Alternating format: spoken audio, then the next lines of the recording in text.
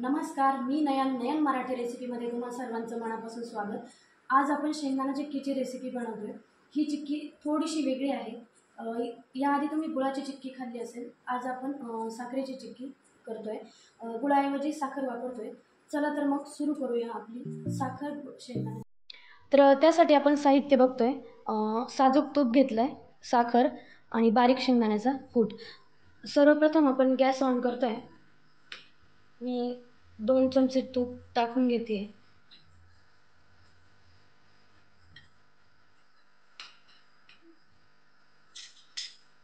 साखर वितळायला टाकते.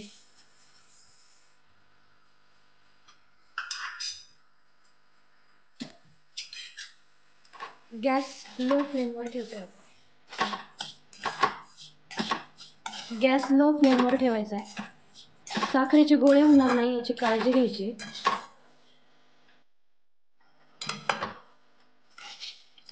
साखरच हलवत राहायची. साखर पूर्णपणे वितळायला लागली. छान असा ब्राऊन कलर आलाय.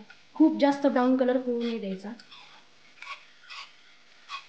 तुम्ही बघू शकता साखर पूर्णपणे वितळली. यानंतर आपण ॲड करतोय शेंगदाण्याचा कूट.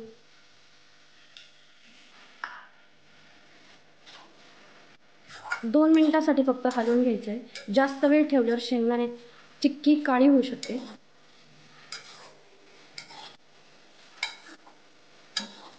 अशा प्रकारे आपण कूट मिक्स करून घेतलाय.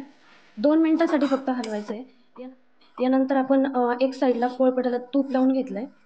पोळपाट आणि पोळपाटावर ओतून घेतोय.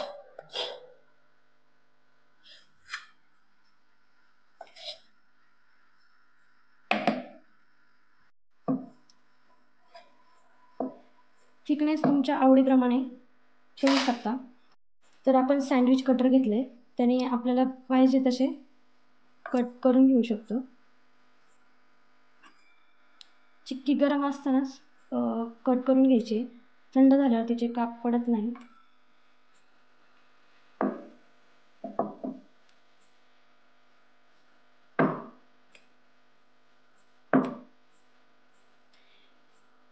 मी इथे बारीक शेंगदाण्याचा कूट वापरला आहे. तुम्हाला जाडसर आवडत असेल तर जाडसर घेऊ शकता. तुम्ही चिक्की बघू शकता. जशी मार्केटमध्ये मिळते तशी चिक्की आपण तयार केली आहे. तुम्ही बघू शकता आपली चिक्की प्रॉपरली कट होते.